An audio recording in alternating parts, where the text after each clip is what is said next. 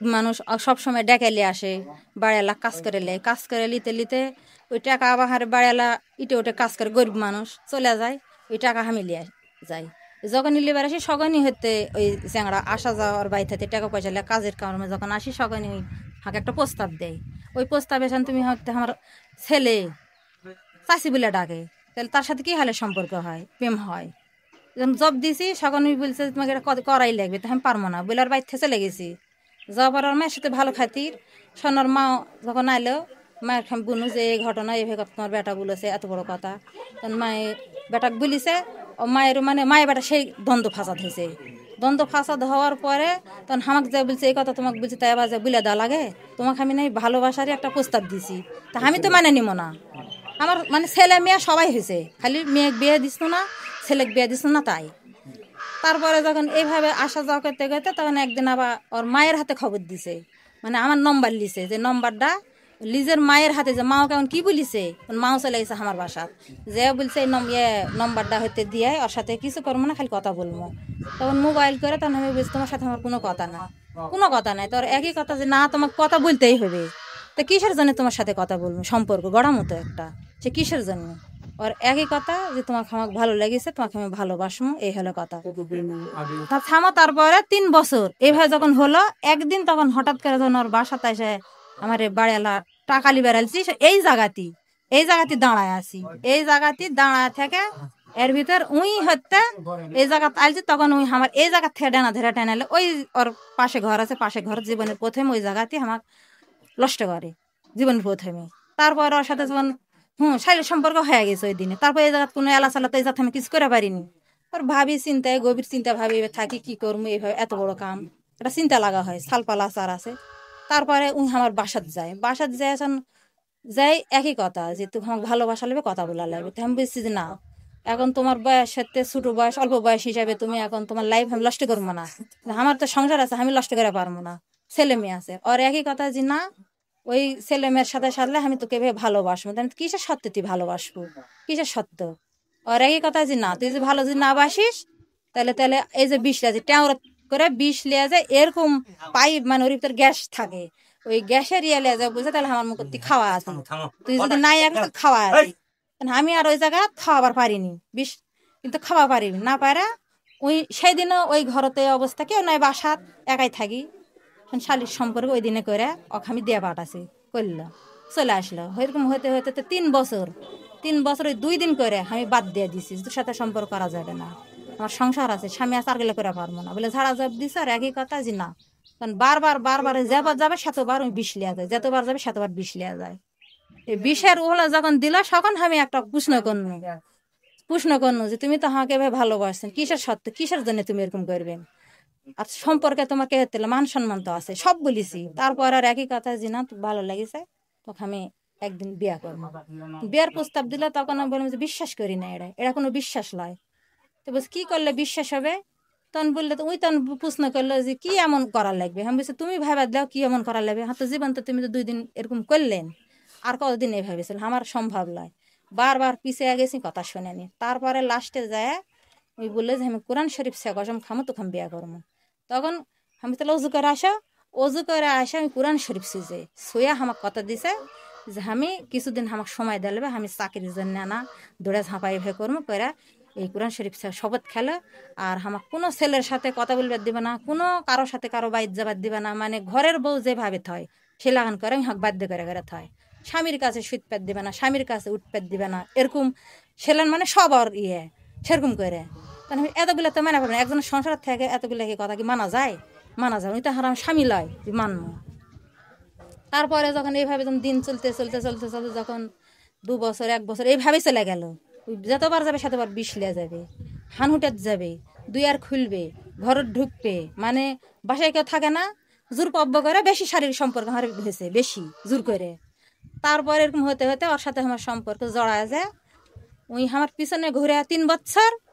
আর এইভাবে সম্পর্ক আর শারীরিক সম্পর্ক আমার 8 বছর, 8 বছর থেকে এই সম্পর্কটা চলে। শুধু বিয়ে করার জন্যে, বিয়ের একটা উপলক্ষ দেওয়ার জন্যে, চাকরি পেলে তো বিয়ে করবো।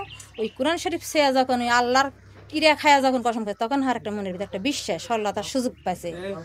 এই বিশ্বাসের উপর আমি পড়ে আছি, হতে হতে এখন 8 বছর হয়ে গেছে। 8 বছরে হওয়ার পর এইভাবে চলে মানে দ্বন্দ্ব ফাসাদ আমার কাছে হয়। তারপরে নানা রকম কথা বলি, ওর সাথে আমার ঝগড়া হয়, মেলা অবাইদে হয়। তারপরে যখন নম্বর ব্যাকলিস্টে থই, তখন ওর মায়ের কাছে এসে বলে, ওর মাও আমার বাড়িতে যায়, যে বলে যে বা ভালো শোনা বলে হাত ধরি পাও ধরি, আমার হাত এবার জোর করে ধরে ওর মায়ে ধরে বলে যে তুই ব্যাকলিস্ট খুলে দে, দিয়ে তোর আমার বেড়ার সাথে যা সম্পর্কে সেরে থো, এরকম করিস না, তুই যা যা চাবে তাই তাই দিবে। তারপরেও ওর মায় তখন হেমেছে না কি এমন আমাকে দিবে, গরিব মানুষ আমরা কি এমন দিবে, লাস্টে যায় তুই কি লিবু। তারপরে ওর মায়ের সোনার উলি, তারপরে কানের জিনিস আমাকে 2 মাসের তেলিয়ে যা আমাকে দিছে। এখন 8 বছর সম্পর্ক, কিন্তু শারীরিক সম্পর্ক 8 বছর থেকে হচ্ছে। যখন হয়তো বাইরে যায় আসে তাই করে, যা বলে তাই আমাকে শোনালে, না হলে আমার বাড়ি ভাত চাউল করবে, নাহলে বিষ লিয়ে যায় আমাকে খাওয়াবে, ও খাবে। কিন্তু আমি বলি আমার স্বামী সন্তান সবাই আছে, কিন্তু আমি তো খাবো না, আর তোর কেউ নাই তুই খা, আমার প্রশ্ন তুই খা, মানে যাইরা বলে বলিস তুই খারে যাইরে, আমি খামো কেন। এইভাবে যখন হয় না শোন বিষারি, মানে ওই না হলে 50, এই 8 বছরের ভিতরে 50 বার আমি বিষারি। এখনো আমার বাসার যা দেখো এত বড় যে গ্যাসের পাইপ, ওই পাইপ এখনো আমার বাসাতে আছে, এখনো ওই বিষ লিয়ে আজকেও গেছে না কি বলছে, ওটার থেকে ফোন দিছে 2 বার 3 বার ধরিয়েছি, ধরে আমি যাইরা এসে মেলা করে গেলেছি। তারপরে মেলা করে গেলেছি, গেলানোর পরে থেয়ে দিছি, তোর মনে তুই থাক, আমার মনে আমাকে থাকবে, আর এই সম্পর্ক আর জড়াবো না, তুই সব মিথ্যা মিথ্যা কথা বলিস আর পারছি না। এগুলো করার জন্য আজকে ওই বাসা তালছে, আর কালকে থেকে আমার কথা হয়নি, সকালে হয়েছে রাতে ফোন দিছে, স্বামী আছে লক করে থিছি। তারপরে সকালবেলা ফোন দেয় 2 বার 3 বার কল দিছে, ধরে খালি বলছে যারা তুল্লা খান, যারা আমার প্রয়োজন নাই, তুই আমার জীবনটা তুই ধ্বংস করলো, এই বলে অফ করে থুইছি। ওই বেলা 8:30টার দিকে বাইক চালাইছে, বাইতে এসে মা পুষিছে, মা মানে প্যান্ট খুলিছে, প্যান্ট খোলার সাথে সাথে মা বুঝছে, মা এই বলছে কুটে যাতো তো নাজের কাছে, আমার নাম নাজমা, বলছে নাজের কাছে যাচ্ছি, এই বলিছে। এদিকে আমি জানি না যে বাইক পুষা গেছে, আমার কথা হয়নি, সকালবেলার সাথে গেলা হয়েছে। এর ভিতর যায় ওই যে আমার দরজা লাগে দে পানি তুলে আমি গোসল করেছি, এই গোসল করতেই ওই যায় ওই সিটকির ভিতরে 2 লোক, হয়তো বাইক গেলে বুঝা পারলেনি, ওই সিটকি এই লোকটা খুলতে বেড়ার বউ আছে, আচ্ছা সওয়াল আছে কোলে, তো ওই সওয়ালে দৌড়া দরজা চালছে, যে কিসের জন্য তুমি দরজা খুঁজে, তুমি হেঁটো, তুমি কিসের জন্য দরজা খুলেছে নেবে দূর করে। তখন বলছে তোমার শাশুড়ি কো, তো বলেছে গোসল করছে তুমি সরে যাও থেকে বারান, হেঁটেন বারান, এভাবে যখন বেটার বয়ে যখন বলেছে, সঙ্গে সঙ্গে ওই না আসে আমার মানে গোসল করা হয়ে গেছে, খালি আমার গাঁত একটা পরনের জিনিস আসলো, সকলই ওই জায়গা তুমি যে আইটা ধরে উঠে হেঁচতে নেচতে করে এই জায়গাতে একটা কামড় মারিছে, এটা নিয়ে একটা কামড় মারিছে, পিছনে একটা ঘুষি মারিছে, তুই কাল থেকে ফোন তুই ধরলু না কেন, তুই হাঁক মারা ফেলবো, এসে তুই ভালোবাসি তুই কাকো হবার দিব না, মানে বিভিন্ন রকম করেছে। যেখানে করার পর যখন ওই ওই সিস্টেমে হামাক আর কি উলঙ্গ করছে ওই জায়গাতে, করোনা আছে উলঙ্গ করে, তখন আমি এই জিনিসটা টানা তুলেছি, সঙ্গে সঙ্গে বুকত কাপড় দিয়ে আমি 1 লাফ দিয়ে ঘরত গেছি। বেটার বউ ওই জায়গায় লজ্জায় দেখা পায়, লজ্জায় ওই ধারত কাপটি মারা যায়, ওই আছে বাচ্চা লিয়ে যায়। আজকেরই ঘটনা এটা। তারপরে ঘরত গেছি, সকালে ওটি জোর করে আমাকে আর করোনার কোনো যেদিন পরাবাদ দেয়নি, সব ওটি এক এক করে 2 বার হয়েছে। তুমি প্র্যাকটিক্যাল প্রমাণ জানলে আমি প্রমাণ দিতে, আমি এখন ওই অবস্থায় আছি, ওইভাবেই আছি, 2 বারই ধর্ষণ আজকে আমার ঘরে এই জোর করে আমার বাড়িতে। তারপরে এর চাচার কাছে ফোন দিছে, তখন আমি বলেছি যখন বেড়ার বইয়ের সাক্ষাতে তুই যখন ভয় করলু না, আমার ইজ্জত তেলে টানাটানি করলু, ইজ্জত তো আমার ভাত হবে না, তাহলে তুই আমাকে বিয়া কর, এই মতে এই ঘরতেই কাজে লিয়ে এসে কালমা করে আমাকে তুই বিয়া করে লেপস, বাইর যাবো কি কুটে চাইলে যাবো, তুই সাথে আমাকে লিয়ে আস। তখন আমি বলেছি যে না এখন লয়, আমি পরে করবো, আমাকে ঘর থেকে বের করে দাও, তাহলে তুমি কাজের বাইর চলো, তো না আমি এই মত লাই এখন। আর বউ আমি বলছি তুমি সিটকি লাগা দাও চলে যাও, আমার জীবন তো শেষ চলে গেছে, আর আমার স্বামীও ভাত দিবে না, আর ছেলেও তুলবে না। এগুলো যখন হলো সকালে ওর মায়ে ওর চাচা সুলোমান হতে ফোন করেছে, সুলোমান ফোন করে ওর চাচা হতে লিজের আপন চাচা ফোন দিছে, দিয়ে আমাকে লেগে দিছে। তখন আমি বলেছি ভাই এই ঘটনা সকালে ফট করে আমি আসে বলছে বাবা তুমি হতে চলে আসো। এখন চাচ্ছি আমার স্বামী আমাকে তো মানে লিবে না, যে পরিস্থিতি হয়ে গেছে, এর বাসা তোর মায়ের সাথেই কিন্তু গেছে, ওর মায়ের সিটকি খুলে বেটা লিয়ে চলে এলছে, এসে বেটাকে এই দিয়ে বের করে দিছে, ওর সাথে আমার যে ছিঁড়া জামা এই পর্যন্ত ছিঁড়ে ফেলছে, ওর চাচার বাড়িতে আছে।